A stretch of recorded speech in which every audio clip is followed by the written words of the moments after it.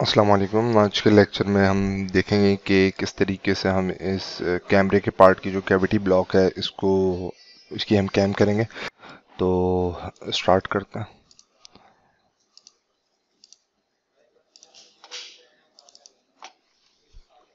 New manufacturing environment में आ गए हम। यहाँ से वही वाले स्टेप्स जो हैं वो दोबारा से रिपीट होंगे।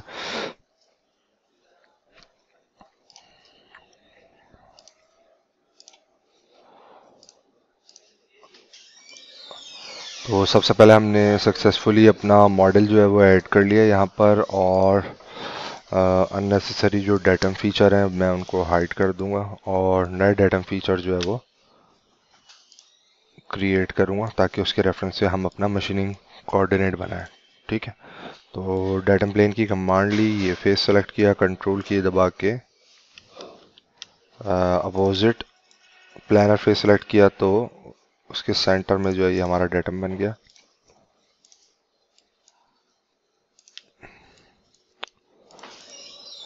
और इस फेस को मैं as a datum plane use करूंगा, तो जेड एक्सिस वाली डायरेक्शन के लिए मैं डेटम प्लेन नहीं बनाऊंगा। वर्क पीस हम ऐड कर लेते हैं। मैं इसको साइज टू साइज ही कंसीडर कर रहा हूँ, और ये मैं प्रीवियस वीडियो में बता चुका हूँ कि जब भी आप सीएनसी के ऊपर जॉब लेकर आए तो उसकी आउटर बाउंड्रीज जो है वो आप कन्वेंशनल पे फाइनल करके लेकर आए। मिलिंग ऑपरेशन हैं या सरफेस ग्राइंडिंग के जो भी ऑपरेशन परफॉर्म होने हैं उसके प्रोफाइल पर या फेसेस पर, तो वो आप इसको पहले ही कन्वेंशनल पे कंप्लीट करके लाएं।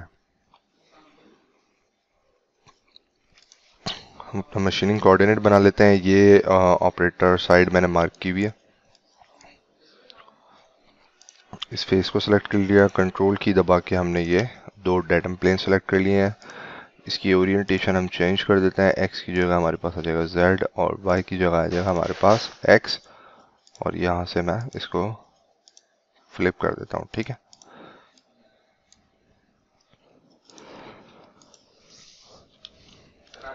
अगेन इसको जो है वो हम MCS मेंशन कर देते हैं, सेव कर देते हैं। ठीक है, नेक्स्ट हम मशीन ऐड करेंगे।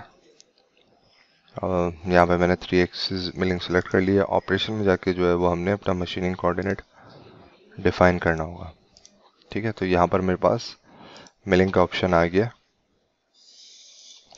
वर्क पीस को फिलहाल मैं थोड़ी देर के लिए हाइड कर देता हूँ। अब एक्चुअल में हमारे इस ब्लॉक के अंदर जो मशीनिंग होनी है वो ये जो पूरी कैविटी बनी हुई है, पॉकेट जो आपको नज़र आ रहा है इस पे, तो क्लोज्ड एरिया है। तो क्लोज एरिया के लिए स्ट्रेटजी होती है कि आप रफिंग से पहले अगर पॉसिबिलिटी है तो किसी एक जगह पर ड्रिलिंग कर लें, और रफिंग के प्रोग्राम के अंदर उस ड्रिलिंग की लोकेशन को जो है वो डेप्थ ऑफ कट के लिए डिफाइन करें। तो ड्रिलिंग करने से पहले मैं एक एक्सिस क्रिएट कर लेता हूँ। कंट्रोल की दबा के दोनों डाटम सेलेक्ट कर लिया, तो यहाँ पे सेंटर एक्सिस बन गया। ठीक है, तो इसमें आपने सेंटर ड्रिल करने की ज़रूरत नहीं है, क्योंकि यहाँ पे जो हम ड्रिलिंग कर रहे हैं वो बेसिकली पार्ट का फीचर नहीं है। वो हम मशीनिंग को एफिशिएंट बनाने के लिए कर रहे हैं, ताकि रफिंग में हमारा जो टूल है वो डायरेक्ट मटेरियल के ऊपर डेप्थ ऑफ कट ना ले। तो यहाँ से मैं डीप ड्रिलिंग का ऑप्शन ले लेता हूँ, और आप नंबर ऑफ स्टेप्स में करेंगे इसको। मैं डायरेक्ट जो हमारा फाइनल ड्रिल है, फाइनल साइज का जो ड्रिल है वो मैं कर दूंगा। अगर मैं 10 का एंड मिल यूज़ कर रहा हूँ तो ड्रिल का साइज आप ज़्यादा रखें। ठीक है, तो यहाँ पर मैं 12 का ड्रिल ले लेता हूँ। रेफरेंस ज्योमेट्री में जाके ये एक्सेस सेलेक्ट कर लेते हैं और डेप्थ डिफाइन कर देते हैं। तो मैंने ऑप्शन सेलेक्ट किया जो ऑटो सिलेक्शन का है। इसकी जगह आप जो है वो सेकंड ऑप्शन ले लेंगे। ठीक है, जो सेलेक्टेड रेफरेंस की जगह, यानी जो भी आप प्लेन सेलेक्ट करेंगे, डेटम सेलेक्ट करेंगे, वहाँ से स्टार्ट होगा, और एंड में भी इसी तरीके से जो आप रेफरेंस डिफाइन करेंगे ड्रिलिंग वहाँ तक होगी। ठीक है, तो मैं फिलहाल इस फेस को ले ले रहा हूँ। ठीक है, बल्कि हम एक काम करते हैं कि बाय वैल्यू हम इस फेस तक नहीं आएंगे, इस फेस से हम ऊपर ही रहेंगे। तो यहाँ तक है, ये 15 है, तो मैं इसको रख देता हूँ ड्रिलिंग में जाके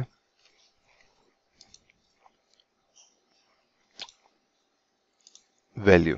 ठीक है, तो मैं इसको रख देता हूँ 14 mm, और 14 mm तक के यहाँ पर जो मेजर का ऑप्शन है ये आपको ये बता रहा होता है कि ड्रिल की डेप्थ जो भी आपने डिफाइन किया वहां तक ड्रिल का शोल्डर आए या टिप आए, तो मैं टिप को सेलेक्ट कर लेता हूँ। ठीक है, पैरामीटर्स में आएंगे। पैरामीटर्स में आने के बाद आप कुछ यहाँ पे बेसिक पैरामीटर डिफाइन कर देंगे। पैक डेप्थ जो है ये बेसिकली रिप्रेजेंट करिए कि आप एक कट में कितना अमाउंट ऑफ मटेरियल जो है वो कट करेंगे। तो मैं इसको यहाँ पे लेट सपोज 2 mm कर देता हूँ।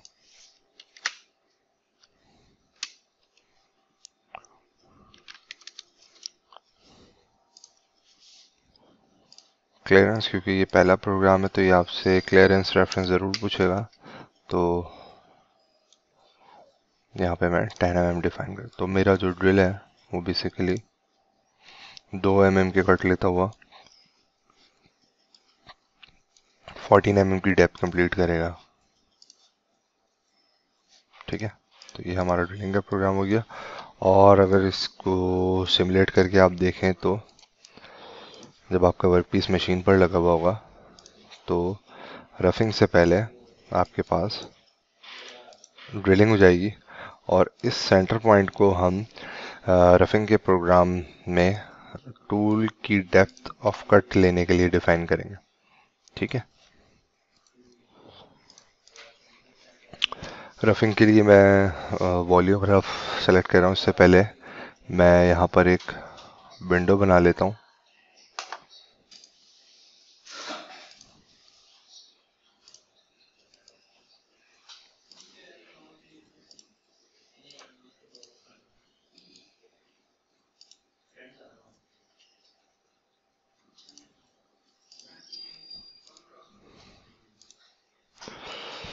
ठीक है, मैंने इसका कलर चेंज कर दिया ताकि जब हम यहाँ पे विंडो क्रिएट करें तो वो आपको हाईलाइट हो रही हो।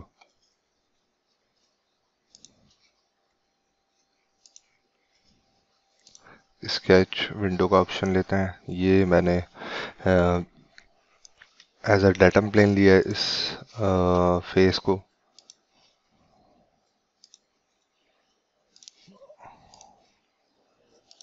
ठीक है, ये स्केचिंग मोड पर आ गए हम।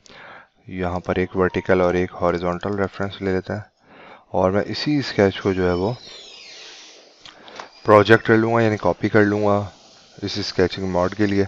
तो प्रोजेक्ट की कमांड लूँगा और हम इसको चेन का ऑप्शन यूज़ करते हैं क्योंकि मल्टीपल एज सेलेक्ट करना है हमने। तो ये एज सेलेक्ट किया, देन सेकंड। तो ये आपसे पूछ रहा है कि क्या ये कंप्लीट तमाम जो है वो एजेस सेलेक्ट कर लिए जाएं। तो आप एक्सेप्ट पे क्लिक करेंगे and then click on yes, तो ये सारे एजेस कॉपी कर लेगा।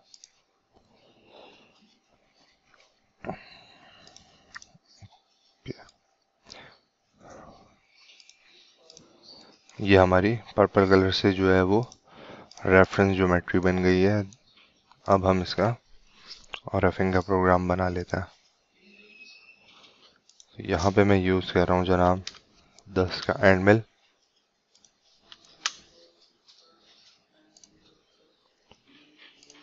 ओके, रेफरेंस ज्योमेट्री में जाके हम ये मिल विंडो यहाँ से भी सेलेक्ट कर सकते हैं और यहाँ से भी सेलेक्ट कर सकते हैं। तो ये रेफरेंस ज्योमेट्री ऐड हो गई है। पैरामीटर में जाके हम बेसिक पैरामीटर डिफाइन कर देंगे, यानी जहाँ पर टर्निंग प्रोफाइल हो वहाँ पे रफिंग में जो है वो फीड स्लो जाए। बाकी ये तमाम फीड रैपिड की है। ठीक है, स्टेप ओवर जो हमारे 10 का एंड मिले इसमें हम मैक्सिमम 5 mm यूज़ कर सकते हैं इस पॉकेट के लिए, लेकिन मैं इससे थोड़ा सा कम रखूँगा। और स्टॉक अलाउंस हम जनाब ओवरऑल 0.2 डिफाइन कर देते हैं। ठीक है, मैक्सिमम स्टेप डेप्थ जो है वो हमारा 0.2 है। क्लियरेंस डिस्टेंस आ गया और हमारे पास यहाँ पर आरपीएम आ गया।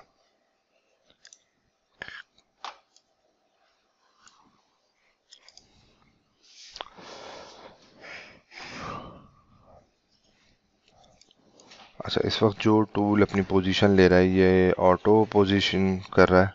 ठीक है, तो हम इसको अभी रीडिफाइन कर लेंगे। पहले हम देख लेते हैं कि इसका बिहेवियर किस तरह का है। ठीक है, ये लाइन टाइप बिहेवियर आ रहा है इसका। ठीक है, तो मैं इसकी जगह स्कैन टाइप में जाके स्पाइरल ले लेता हूँ।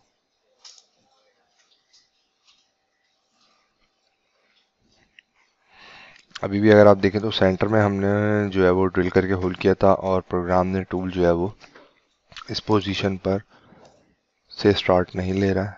तो ये कैसे डिफाइन करना है, आपने टूल मोशन में जाना है, फुल डेप्थ कट, और इसकी एडिट डेफिनेशन में चले जाना है। ठीक है, यहाँ पर वॉल्यूम को आपने वॉल्यूम अप्रोच एंड एग्जिट को आपने एक्सपेंड करना है और अप्रोच एक्सिस में जाके आपने यहाँ पे क्लिक करना है और वो एक्सिस सेलेक्ट कर लेना है। ठीक है, तो ये बना हुआ एक्सिस मैं यहाँ से सेलेक्ट कर लेता हूँ इसको। ये एक्सिस ऐड हो गया है।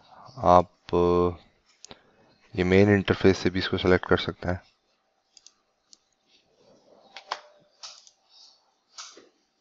अगेन इसको रीजनरेट करेंगे तो अब देखें इस टूल की पोजीशन जो है वो हमारे टूल एक्सिस के जो हमने एक्सिस बनाया था रेफरेंस एक्सिस उसके बिल्कुल सेंटर में आ गया। तो जितने भी डेप्थ ऑफ कट लेगा कटर वो हमेशा इस होल वाली पोजीशन पर आकर जेड में डाउन होगा, देन मूव करेगा एक्स और वाई वाली डायरेक्शन में।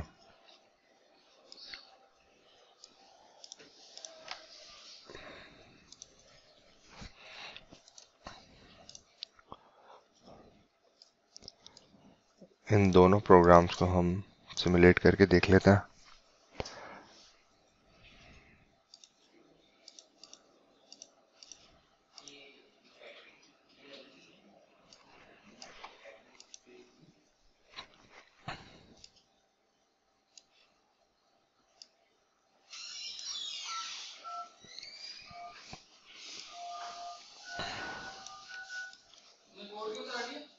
ठीक है, ये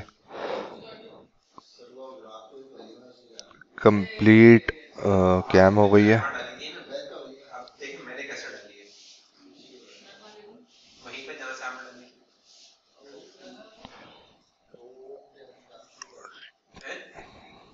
रफिंग में यहाँ पर कुछ इस तरह हमारा मटेरियल बच रहा है। कंपेयर करके हम एनालाइज कर लेंगे ये कहाँ पर कितना स्टॉक है। तो मेजर में जाके आपने क्लिक करना है तो यहाँ बता रहा है तकरीबन 1.5 mm के करीब मटेरियल है। ठीक है, और क्योंकि हमने जो है वो टूल इस प्रोफाइल के लिए काफ़ी बड़ा यूज़ किया है, अदरवाइज़ आपको इसको री रफिंग करनी पड़ जाएगी।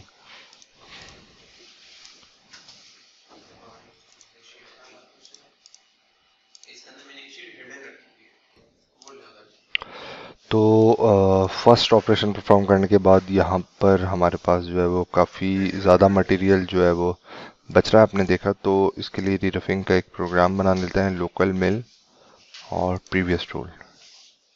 ठीक है, यहाँ पे ये लिस्ट वाला इन्वायरमेंट आपके पास ओके हो जाएगा और इसमें टूल पर पैरामीटर और सरफेस पे चेक आ रहा होगा। तो सरफेस से चेक हटा के आपने विंडो पे चेक लगाना है और प्रीवियस टूल पर एडिशनल चेक लगाना है। तो प्रीवियस टूल में जो हमारी रफिंग हुई है वॉल्यूम मिल की वो 10 के एंड मिल से हुई है, तो हम 10 का एंड मिल सेलेक्ट करेंगे and then click on okay. Second window जो आ रही है आपके पास टूल मैनेजर, ठीक है, जो बता रहा है वो हमने करंट टूल सेलेक्ट करना है। तो 6 का एंडविल मैंने ऐड किया हुआ है, ये मैं सेलेक्ट कर लेता हूँ और यहाँ पर हम इसमें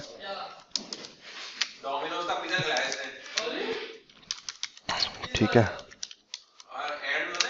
और स्टेप डेप्थ मैं जो है वो कम कर देता हूँ 700 ताकि फाइन कट उतरे, और स्टेप ओवर 2.5 और ओवरऑल प्रोफाइल स्टॉक अलाउंस जो है वो 0.1। कट टाइप में जो है हम वो ज़िगज़ैग कर देंगे और क्लियरेंस डिस्टेंस 10 mm, आरपीएम जो है वो 3600। ठीक है, यहाँ पे जाके सेकंड आपने reference geometry again window select करनी है, play path and screen play. ये थोड़ा सा कंप्यूटेशन के अंदर थोड़ा सा टाइम लेगा।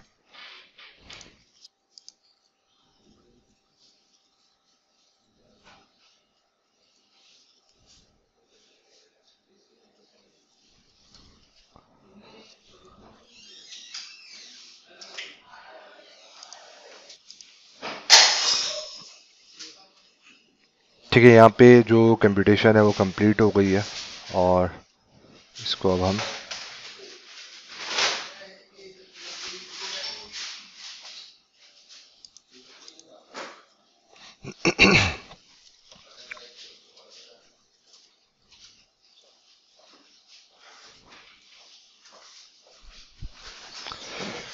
ठीक है, इसकी यहाँ पे कंप्यूटेशन जो है वो कंप्लीट हो गई है। इसको हम प्ले करके देख लेते हैं कि कौन कौन से ऐसे एरियाज हैं जो लोकल मिल की मदद से हम कवर कर रहे हैं, जो वॉल्यूम मिलिंग में हमारे रह गए थे टूल का डायामीटर बड़े होने की वजह से। ठीक है, तो सबसे पहले ये रेडियसेस वाले एरियाज को भी ले रहा है जहाँ पर 0.1 से ज़्यादा मटेरियल है। ठीक है, और मेन ये वाला हमारा रीजन था, और ये कर्वेचर वाला। ठीक है, तो यहाँ पर भी इसने इसको कवर कर लिया। ये वो तमाम एरिया थे जहाँ पे 0.1 से ज़्यादा मटेरियल था जो हमारा लोकल मिल में कवर हो गया। तो इसको हम कर देते हैं रफिंग, और इसको हम कर देते हैं री रफिंग।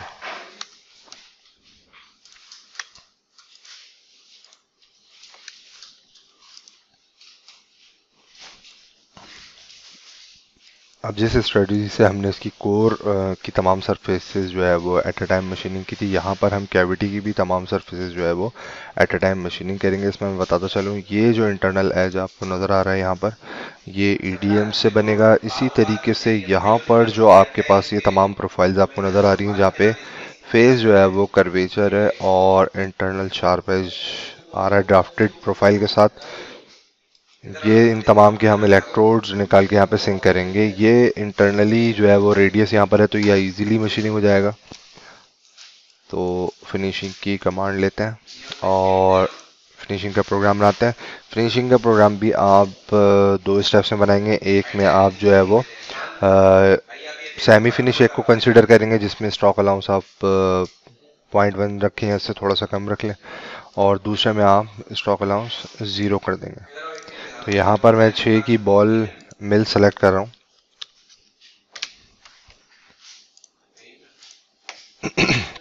रेफरेंस में जाके हम अगेन मिल विंडो यहाँ से सेलेक्ट कर लेंगे, और यहाँ से भी आप सेलेक्ट कर सकते हैं जो हमने रफिंग के ऑपरेशन के लिए बनाई थी।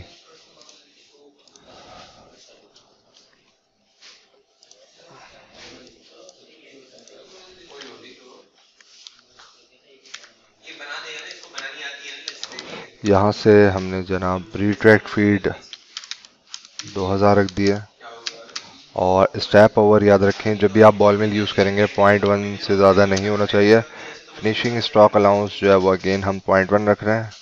नेक्स्ट इसी प्रोग्राम को हम कॉपी करके जस्ट इसमें स्टॉक अलाउंस 0 कर देंगे और उसे रन करेंगे। और कुछ यहाँ पर मैं पैरामीटर की सेटिंग आपको बताऊंगा। ठीक है, तो यहाँ से इसको हम प्ले पाथ करके रेडी कर लेते हैं।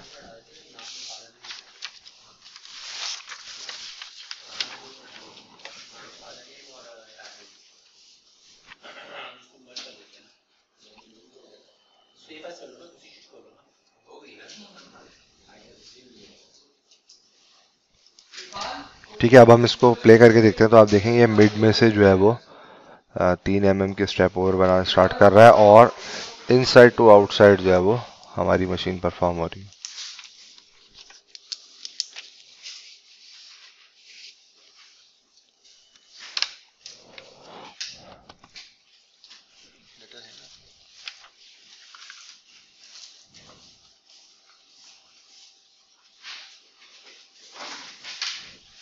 ठीक है, अच्छा, लेकिन इसमें स्ट्रैटेजिकली जी एक मिस्टेक है। इसमें जो है वो पहले जो है वो वॉल मशीनिंग होनी चाहिए, और बाद में ये कर्वेचर वाला जो पूरा फेस है ये बाद में मशीनिंग होना चाहिए। ठीक है, तो इसके लिए आपने करना क्या है, पैरामीटर्स में आना है और यहाँ से आपने इस विंडो को सेपरेटली ओपन कर लेना है। ऑल कैटेगरीज में जाके आपने कटिंग मोशन पर आना है और ऑल पैरामीटर्स पे क्लिक कर देना है। ठीक है, तो सबसे पहले तो हम यहाँ से जाएंगे फिनिशिंग ऑर्डर में जाएंगे। शैलो एरिया फर्स्ट है और यहाँ पर स्टीप एरिया फर्स्ट है। तो हमारे पास ऑलरेडी शैलो एरिया आ रहा था, ये स्टीप एरिया था जो हमारी ड्राफ्टेड वॉल थी, और ये कर्वेचर फेस जो है वो हमारा शैलो एरिया है। तो मैं इसको स्टीप एरिया कर दूंगा। ठीक है, ओके, अगेन इसको रीजनरेट करेंगे।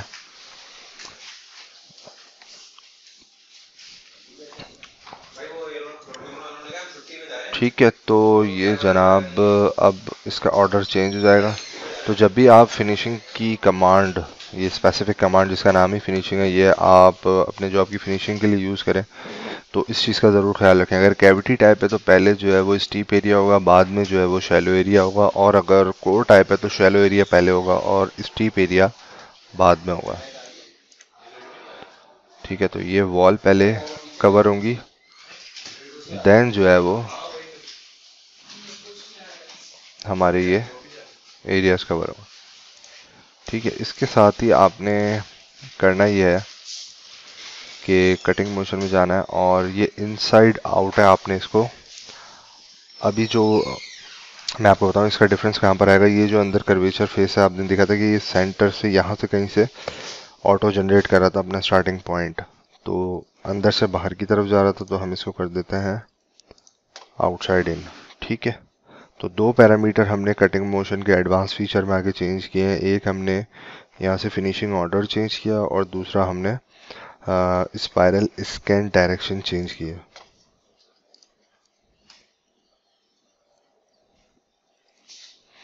अच्छा, ये दोनों फेसेस जो हैं ये फ्लैट हैं, इसको आप एंड मिल से कर सकते हैं, लेकिन ये इतने छोटे एरियाज हैं कि तो मैंने इसको बॉल मिल से ही कवर कर लिया। जितना टाइम आपको टूल चेंज करने में लगेगा उतनी देर में ये बॉल मिल इसको फिनिश कर चुका हुआ।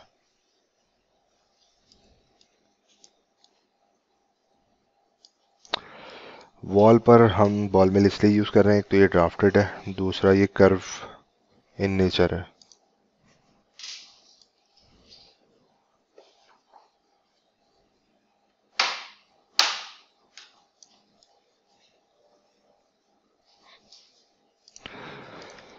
ठीक है, तो ये प्रोग्राम हमारा जो है वो सेमी फिनिश हो गया, जिसमें 0.1 का स्टॉक लॉस बच रहा है। सेम स्ट्रेटजी के साथ, सेम कमांड, सेम पैरामीटर्स के साथ हम इसी प्रोग्राम को जो है वो कॉपी करेंगे और यहीं पर ही हम इसको पेस्ट कर देंगे। ये हमारा प्रोग्राम पेस्ट हो गया, सारे पैरामीटर सेम रहेंगे, बस इसमें फिनिशिंग स्टॉक अलाउंस जो है वो हम 0 कर देंगे और आप इस स्पेसिफिक प्रोग्राम के लिए नया टूल यूज़ करेंगे।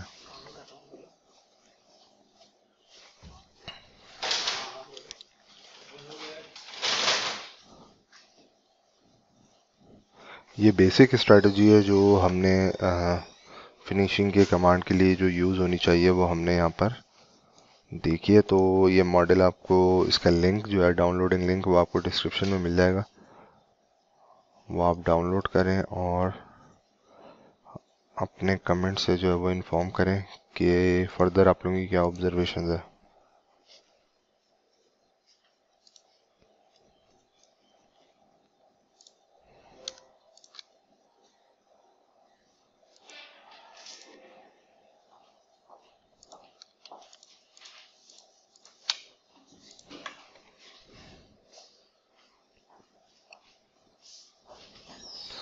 ये वो एरिया है जहाँ पर जो है वो हमारा मटेरियल रह गया होगा और जिसको हम इलेक्ट्रोड से जो है वो फिनिश करेंगे। अगर आपको इलेक्ट्रोड एक्सट्रैक्ट करना नहीं आता तो डिस्क्रिप्शन के अंदर वीडियो का लिंक मौजूद है, जिससे आप क्रियो पैरामीटर को यूज़ करते हुए असम्बली के मॉड्यूल के ऊपर इलेक्ट्रोड बनाना या एक्सट्रैक्ट करना सीख सकते हैं।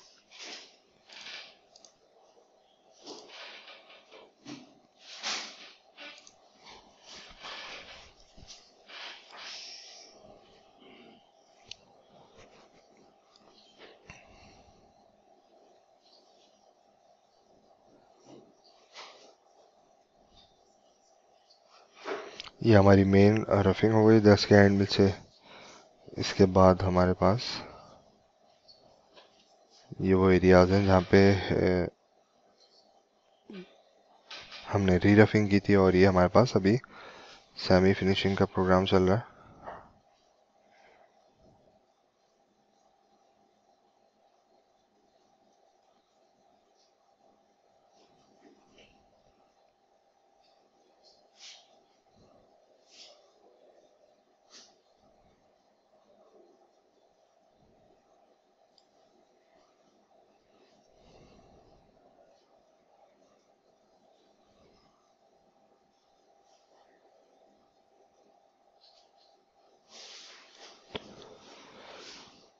और ये हमारा फाइनल फिनिशिंग का ऑपरेशन परफॉर्म हो रहा है।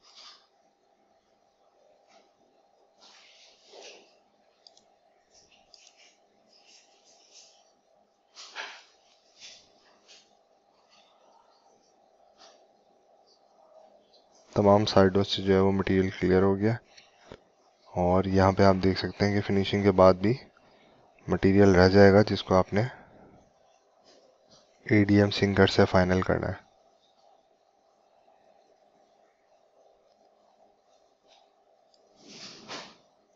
यहाँ पे आप देख सकते हैं मटेरियल बचा हुआ, कंपेयर करके हम देख लेते हैं। ठीक है, तो ओवरऑल ये मेन जगह है जहाँ पर हमारा बॉल मिल की वजह से रेडियस रह गया, और ये वो सारे एरियाज हैं। ठीक है, तो यहाँ पर मोर देन 0.5 है, और यहाँ पर रेडियस आ रहा है, जबकि हमें मॉडल के अंदर शार्प एजेस चाहिए। यहाँ पे 0.2 है।